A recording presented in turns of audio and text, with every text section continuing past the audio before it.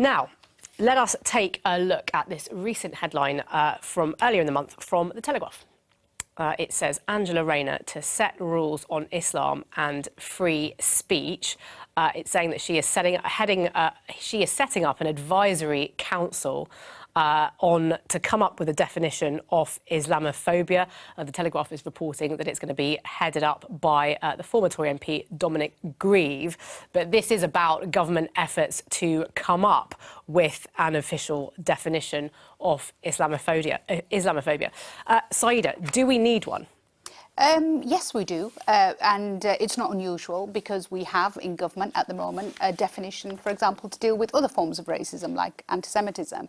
And what's important, I think, for us to say is that this definition, the Islamophobia definition, like the IHRA definition on anti-Semitism, is a non-legally binding working definition. Those words are important. What that means is this is not about prosecuting people. This is actually about judging institutions by behaviours within those institutions and trying to implement culture change. It's also a working definition like the IHRA anti-Semitism definition, which basically means it will continue to change as society continues to change.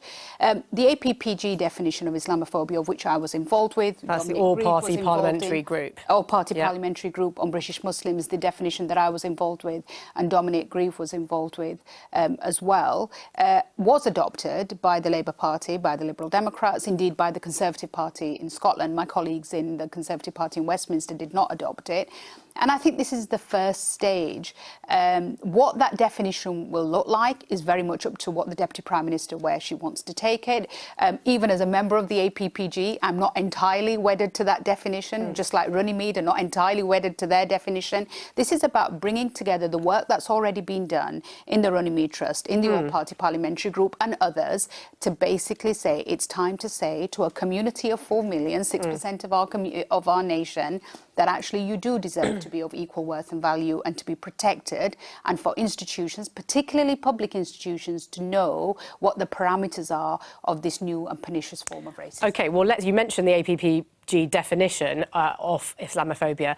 I'll just read it out. Islamophobia is rooted in racism and is a type of racism that targets expressions of Muslimness or perceived Muslimness. You said you were open to that being changed. What would you change about that?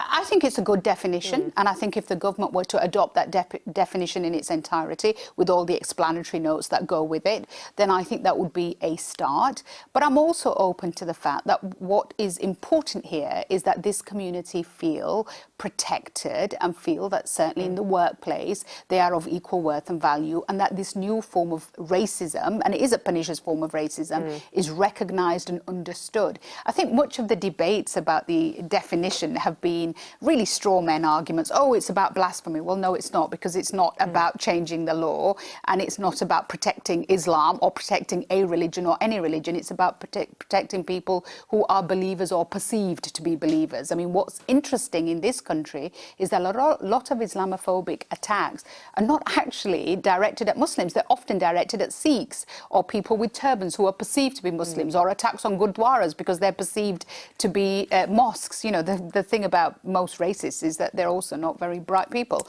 So I think it's really important for us to say that these straw men arguments that are being put up, unfortunately, by certain think tanks, including organisations like Policy Exchange, need to be dismissed. And what's important for the government to do is to look at how the community deserves something that allows them to be protected. OK, well, some of the criticisms of a definition of Islamophobia is that it is too broad and would basically suppress criticism. Matthew, do you think we need a definition, an official definition? And if so, is that one that I read out from the APPG the one? The definition needs to be narrow, and the key thing is the interpretation. I totally respect Saida's right to believe in Islam, and I'm sure you would defend my right to say that it's a belief in a fictional deity in the sky that we should be able to mock and laugh at in the same way that we can laugh us atheists at Christians and other ideologies that have caused great damage to our world. I've just come back from the Middle East. Religion is at the heart of this terrible tragedy that's unfolding there, as it has been in many other places. And I want to be able to see, like the Book of Mormon, a wonderful satire on a particular variant of a religion. And what I loved about this particular artistic endeavour is that the programme of the first ever showing of the Book of Mormon, the Mormons took out an ad saying, look, if you disagree with this, come and meet us.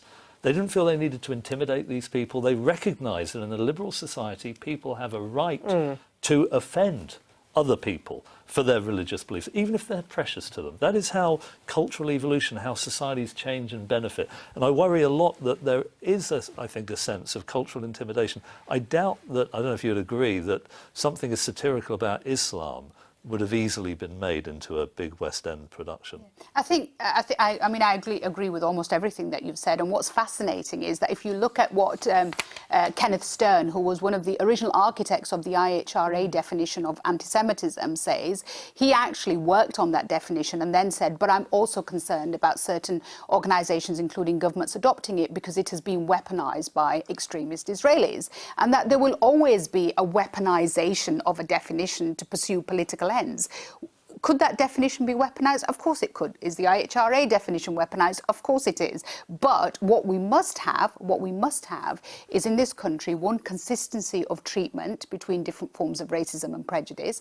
What we must also have is non-legally binding spaces, places, definitions where we can start to talk about this form of racism. Look at the statistics. I mean, nobody can doubt after what happened in the summer and the 70% rise that we've seen of anti-Muslim hatred and Islamophobic attacks simply over the last 12 months that were reported only last week. There is no doubt this is a real and growing issue, and government, I am pleased, is taking it seriously. And certainly I know that there are many people across the political divide who are wanting to work collaboratively with government to make sure we come forward with something that doesn't suppress free speech, free debate, satire, comedy, discussion, all of those things, but also protects Muslim communities in this country. Right, I mean, Peter, do we need the definition in order to be able to tackle anti-Muslim hatred? Of course, you can't tackle something when you can't even define it. And that's why, you know, in 2016, when the then Conservative government came forward with a definition of anti-Semitism after a rise in anti-Semitic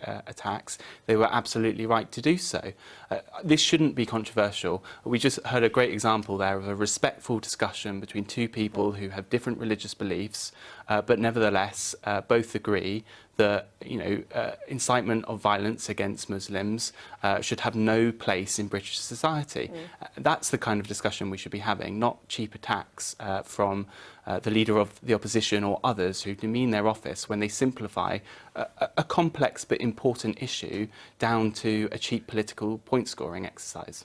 Right, I mean, Harriet, Kemi Badenoch has talked about this being a route to introduce blasphemy laws through the back door. Peter saying it shouldn't be controversial. Well, I think you've got to keep as the fundamental principles, and we've had exactly that in this discussion here today, the great leadership in our country in terms of freedom of religion and belief, not just in the UK but around the world, and also freedom of speech. And so personally, I prefer the word anti-Muslim hatred, because I think, as Sayeeda acknowledged, you don't want to have something that confuses in minds of people who might have racist behaviours, a religious belief and racial characteristics. So I think that's where the care needs to be brought to this, just as you get people calling out when people are anti-Semitic, when in fact they should be disagreeing with some of the actions of the Israeli government. And so it's really important to be careful in this area, but to make sure that the things that make the UK so special in terms of freedom of religion and belief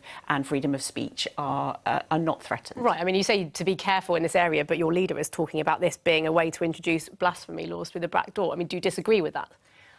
I think what she's highlighting there is that the risk that of it being potentially an area where that might happen, and to be careful that we don't allow that to happen. OK, I mean, Sayeeda... an argument, OK, right? well, what about the idea of calling it anti-Muslim hatred rather than Islamophobia? I mean, focusing on the people rather than Well, it's anti-Muslim racism. Like, whether you call it Islamophobia or anti-Muslim racism, I call it pink bananas as far as I'm bothered about, the kind of term. These are straw men arguments. We have spent a decade talking about the word, and all the while, anti-Muslim racism is on the increase. More Muslims are facing hatred, aggression, violence, microaggressions in the workplace. This is happening on a daily basis.